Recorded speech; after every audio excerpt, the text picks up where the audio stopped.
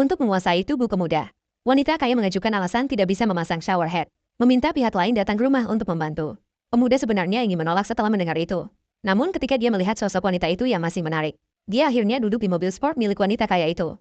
Karena dia mengambil jurusan instalasi air dan listrik di sekolah. Mark dengan cepat membantu wanita kaya itu memasang shower head. Dan saat dia bersiap untuk pergi, wanita kaya itu justru ingin memeriksa kualitas shower head sendiri. Dan meminta Mark juga masuk sebagai saksi. Sebagai seorang pemuda yang sedang puber, dia belum pernah melihat situasi seperti ini. Setelah mempertimbangkan dengan matang, dia memutuskan untuk membantu sampai tuntas. Membantu sampai tuntas. Begitulah mereka berdua memeriksa di kamar mandi sepanjang malam. Hingga keesokan harinya, Mark baru pulang ke rumah dengan sangat berhasrat. Ibu melihat anaknya yang lelah juga tidak menghiraukannya. Lagi pula anaknya sudah dewasa. Tidak pulang semalam juga sangat normal. Namun saat malam tiba, ibunya secara tidak sengaja menemukan Mark ternyata naik mobil seorang wanita parubaya. Saat itu, dia menyadari ada yang tidak beres. Wanita kaya membawa Mark ke bar, memperlihatkan kehidupan malam yang gemerlap padanya. Setelah makan dan minum puas, Mark menghabiskan malam di villa wanita kaya di puncak gunung. Keesokan paginya, Mark baru saja pulang ke rumah. Ibunya melihat putranya yang hampir kehabisan tenaga. Dia tak bisa menahan diri lagi. Dia bertanya mengapa Mark menjauh dari rumah sepanjang malam akhir-akhir ini. Jika ini berlanjut, studinya bisa terbengkalai. Mark mendengar dan segera menjelaskan bahwa dia sedang membantu tetangga di puncak gunung memperbaiki pipa air dan memperbaiki saluran pembuangan. Ini sangat membantu untuk jurusan instalasi air dan listriknya. Baik teori maupun praktik bisa diterapkan. Sambil berkata seperti itu, dia meninggalkan rumah dengan alasan pergi ke sekolah. Tapi dia langsung mencari wanita kaya itu. Wanita kaya itu juga membuatkan jas dewasa sesuai untuknya. Kemudian dia mengikuti wanita kaya itu ke villa miliknya.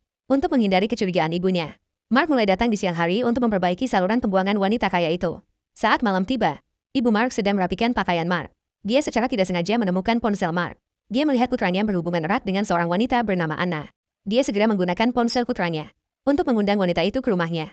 Setelah melihat wanita yang lebih tua darinya, ibu semakin yakin akan dugaannya. Jadi, saat makan malam, ibu terus-menerus menanyakan usia wanita kaya itu, mencoba membantunya menyadari kenyataan, supaya tidak lagi mengganggu putranya. Namun, wanita kaya yang sudah berpengalaman dengan banyak orang, dengan sekali lihat, dia sudah tahu apa yang ada di pikiran ibu tersebut. Dia tidak hanya menjawab pertanyaan ibu dengan cerdik, dia juga menceritakan banyak kisah hubungan asmara beda usia. Ibu Mark tak bisa menahan diri lagi setelah mendengarnya. Jangan bicara omong kosong. Kamu hanyalah seorang wanita parubaya yang kesepian dan hampa, mencari seseorang untuk memenuhi kebutuhan yang menyimpangmu. Tapi selama aku masih ada di sini, kamu tidak akan bisa mengincar anakku lagi. Makan malam berakhir dengan tidak menyenangkan. Mark cepat-cepat menjelaskan kepada wanita kaya itu. Ibu hanya khawatir dia akan tertipu dan tidak bermaksud jahat. Namun wanita kaya itu menyatakan bahwa cinta tidak perlu campur tangan orang tua. Pria matang harus memiliki pendapatnya sendiri. Mark tampaknya mulai mengerti setelah mendengarnya. Entah ini karena cinta atau untuk menghindari jalan yang sulit. Dia malah sekali lagi naik mobil sport wanita kaya itu. Ibu melihat